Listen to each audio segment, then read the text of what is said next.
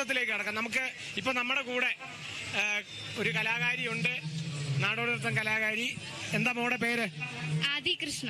എത്രാം ക്ലാസ്സിലാണ് പഠിക്കുന്നത്? ഞാൻ 10th-ലാണ്. ഹൈസ്കൂൾ വിഭാഗം കഴിഞ്ഞു, മത്സരം കഴിഞ്ഞു. എങ്ങനെ ഉണ്ടായിരുന്നു മത്സരം? നല്ല മത്സരമായിരുന്നു. നല്ലോണം പങ്കെടുക്കാൻ സാധിച്ചു? നല്ലോണം പങ്കെടുക്കാൻ. റിസൾട്ട് വന്നോ? ഇല്ല, റിസൾട്ട് വന്നിട്ടില്ല. ശുഭപ്രതീക്ഷയാണ്. ശുഭപ്രതീക്ഷ, അത് തന്നെ. നാടോടി നൃത്തം എന്ന് പറയുന്നത് എനിക്ക് ഏറ്റവും പ്രിയപ്പെട്ട ഒരു ഇനമാണ്. നാടോടി നൃത്തത്തെ സംബന്ധിച്ചിടത്തോളം പഴയ സ്കൂൾ ഓർമ്മകളും കലോത്സവ ഓർമ്മകളൊക്കെ വരും. നാടോടി നൃത്തത്തിൽ ഒരു പ്രധാനപ്പെട്ട കാര്യമുണ്ട്. അതായത് എന്ത് എക്സ്പ്രഷനും നമ്മൾ അധികമായിട്ട് കാണിക്കുമ്പോൾ വീഴണം. സ്റ്റേജിൽ വീഴണം എന്ന് പറയുമ്പോൾ നമ്മൾ മത്സരത്തിലേക്ക് കയറി കഴിഞ്ഞാൽ വീഴ്ചയെന്ന് നമ്മൾ ശ്രദ്ധിക്കില്ല, ഇല്ലേ? അതെ, അത് അങ്ങ് വീഴുക സ്റ്റേജിൽ. ചിലപ്പോ അത് കഴിഞ്ഞ് മത്സരം കഴിഞ്ഞ് പുറത്തിറങ്ങുമ്പോൾ ആയിരിക്കാം വീഴുന്നതിന്റെ ആഘാതം നമ്മൾ തിരിച്ചറിയാം. അതെ. നാടോടി നൃത്തമാണോ? വേറെ നൃത്തം പരിശീലിക്കുന്നുണ്ടോ? ഞാൻ ഭരതനാട്യം പോയിരുന്നു. ഇപ്പൊ ചിലപ്പോ അടുത്ത വർഷം ചാൻസ് കിട്ടിയാൽ ഞാൻ കളിക്കുകയായിരിക്കും. ഇപ്പൊ നാടോടി നൃത്തമാണ്. എന്റെ ഗുരു അനിൽ മാഷാണ്. പിന്നെ സാറിന്റെ മോൻ അഖിൽ ദേവ് സ്റ്റാർ സിംഗർ ഫെയിമാണ് പാടിയത്. അപ്പൊ അതിൽ ഞാൻ ഭയങ്കര സന്തോഷമാണ്. ഈ സൂര്യ, ഈ നാടോടി നൃത്തത്തിലും നമ്മൾ ഈ നാടകങ്ങളിലൊക്കെ പോലെ അതേപോലെ സംഘനൃത്തത്തിലുള്ള പോലെ പുതിയ പുതിയ വിഷയങ്ങൾ അവതരിപ്പിക്കാൻ പറ്റുന്നൊരു ആനുകാലിക വിഷയങ്ങൾ അവതരിപ്പിക്കുന്ന ഒരു കലകളിൽ ഒന്നും കൂടാണ്. കൂടുതലും അത്തരത്തിൽ മോളുടെ ആ പാട്ട്, അതായത് ഇപ്പം മോള് കളിച്ച ആ നാടോടി നൃത്തത്തിലെ ആ പാട്ട് എന്താണ് വിഷയം? നരബലിയാണ് അതിന്റെ മെയിൻ തീമായിട്ട് വരുന്നത്. അതന്നെ സമകാലിക വിഷയം. നമുക്കത് കണ്ടു നോക്കിയാലോ? അത് കാണാം, അതെന്തായാലും കാണാം. ആ പാട്ട് ഒന്ന് പ്ലേ ചെയ്യും. അപ്പം മോള് അതിന്റെ 2 ചുവടുകൾ വെക്കും.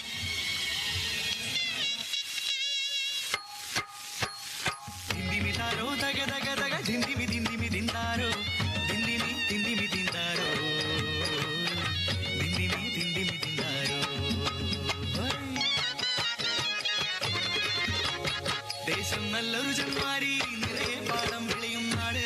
ദേശത്തുണ്ടൊരു വടിയാത്തി ചീരുമാരൻ ചാത്തുവും മനക്കെല പുഞ്ചപ്പാടം കൊയ്ത്തുത്സവം ചാത്തുവും ചീരുവും മരിവാഴേന്തി. കുഞ്ഞൂനെ കരയല്ലേ പാപ്പിതരാ, കച്ച കെട്ടിട്ടമ്മ പാപ്പിതരാ. ഇങ്ങനെ മാറിന്ന് മാറ്റി ചീരുപ്പെണ്ണ് ഒന്നുടെ കൊയ്യാനിറങ്ങി പെണ്ണ്.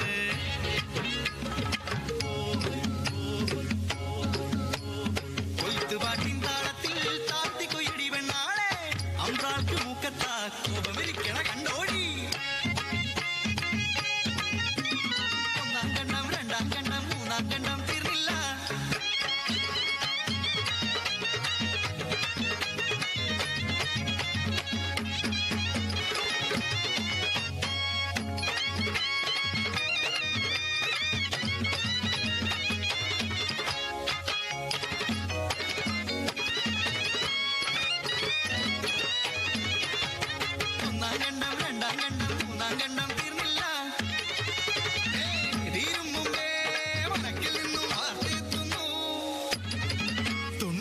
കിടപ്പിലായ അമ്പ്രാട്ടി അയ്യോ ചത്തുപോയത്രേ, കണ്ടത്തിന് പൊലയായെന്ന്. കൊയ്ത്തും മുടങ്ങി അന്നം മുടങ്ങി ആശകളെല്ലാം നശിച്ചു പോയി. മനക്കല പോലെ കുളി തീരും വരെ മാടങ്ങളെല്ലാം പട്ടിണിയായി. കേട്ടില്ലേ കൂട്ടരെ, അമ്പ്രാട്ടി മരിച്ചത് കരിനാളിൽ മരിച്ചാല് സ്വർഗം പോയില്ല. മരിച്ച നാളിൽ ജനിച്ച കുഞ്ഞിന് നരബലി എന്നും പരിഹാരം. മനക്കിലെ നായന്മാരും ചത്തമ്പിമാരും ആ നാളിൽ ജനിച്ച കുഞ്ഞിനെ തേടി യാത്രയായി.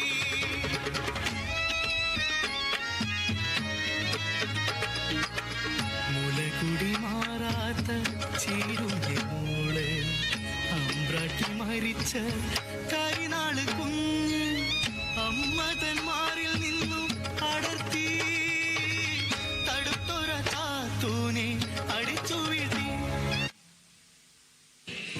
അതന്നെ മനോഹരമായിട്ട് ഇപ്പൊ ഞാനേ ശ്രദ്ധിച്ചതാ വീഴ്ച ഉണ്ടോന്ന്? വീഴ്ച ഉണ്ടോന്ന് ശ്രദ്ധിച്ചത്. അതേപോലെ വേറൊരു കാര്യം, ഇപ്പൊ നമ്മൾ സ്റ്റേജ് കളിക്കുന്ന സമയത്ത് അവിടെ ചവിട്ടുന്ന ആ ചവിട്ടിനൊന്നും വലിയ കുഴപ്പമില്ല.